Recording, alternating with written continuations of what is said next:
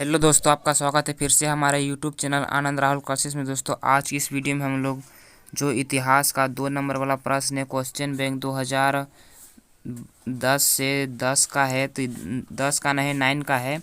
तो उसका भी हम लोग जो 2 नंबर प्रश्न पूछता है इतिहास में, वो किस टाइप का पूछता है। और आप लोग से एक बात करना चाहता हूँ, आप लोग कॉपी पेन लेकर बैठ जाइए। और जितना भी मैं बता रहा हूँ 2 नंबर का यह प्रश्न है हिस्ट्री का 12 का, तो आप लोग इसको नोट करते जाइए, क्योंकि एग्ज़ाम बहुत ही नज़दीक आ चुका है। तो चलिए हम लोग वीडियो को शुरू करते हैं। तो हमारा पहला प्रश्न क्या कहता है, 2 लिपियों का जिक्र करें जिन्हें सम्राट अशोक के अभिलेखों में उपयोग किया गया है। तो अब देखिए आंसर इसमें किस टाइप का यहाँ पर क्वेश्चन बैंक में दिया गया है। सम्राट अशोक के अभिलेखों में पहला ब्राह्मी और दूसरा खरोष्ठी लिपियों का उपयोग किया गया है। आप लोग इस तरह भी लिख सकते हैं, 2 लिपियों का जिक्र यहाँ करने बोल रहा है, तो यहाँ लिख सकते हैं सम्राट अशोक के अभिलेखों में लिखा गया अभिलेख निम्नलिखित है, या देख सकते हैं पहला ब्राह्मी है और दूसरा खरोष्ठी। इस प्रकार से लिख सकते हैं। चलिए अब हम लोग दूसरा प्रश्न देखते हैं। दूसरा प्रश्न क्या कह रहा है। दूसरा प्रश्न है, विजयनगर साम्राज्य के ह्रास के मुख्य 2 कारणों का उल्लेख कीजिए। विजयनगर में जो ह्रास हुआ था, हानि हुआ था, उसका कारण का यहाँ बताना है।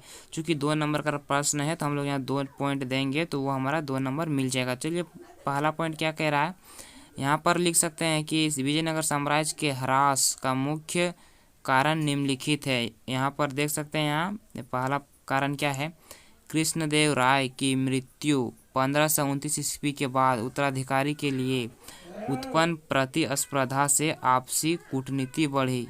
यहाँ क्या कह रहा है, उत्पन्न प्रतिस्पर्धा से आपसी कूटनीति बढ़ी। और दूसरा यहाँ क्या है, दूसरा देख सकते हैं, इस स्थिति का लाभ नायक अपने विद्रोहों द्वारा उठाने लगे। अगर ये आप 2 कारण दे देते हैं तो आपका 2 नंबर मिल जाएगा, एक भी नंबर नहीं कटने वाला है।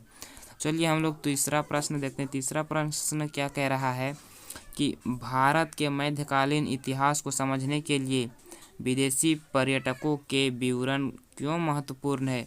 जो भारत के मध्यकालीन इतिहास को समझने के लिए विदेशी जो पर्यटक को विवरण को क्यों महत्वपूर्ण है, ये हमारा बताना है। तो चलिए हम लोग देखते हैं क्यों महत्वपूर्ण है।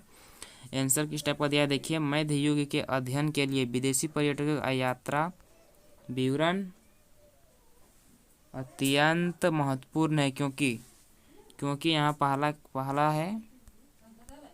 पहला क्या है, वे उस युग के सामाजिक व्यवस्था के बारे में जानकारी देते थे।